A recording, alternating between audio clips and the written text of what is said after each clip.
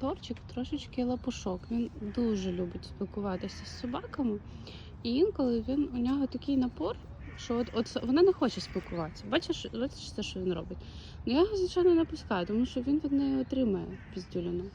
Але от він не розуміє. Ну, верніше, він розуміє, але все одно йому треба підійти, і він буде намагатися підійти. Ну, в таких випадках я сама вирішую, що ні, Торчик, ти не заважай собачки, тому що ми поважаємо її кордони. Торічка, не роби так. Молодець, ти чудовий песик.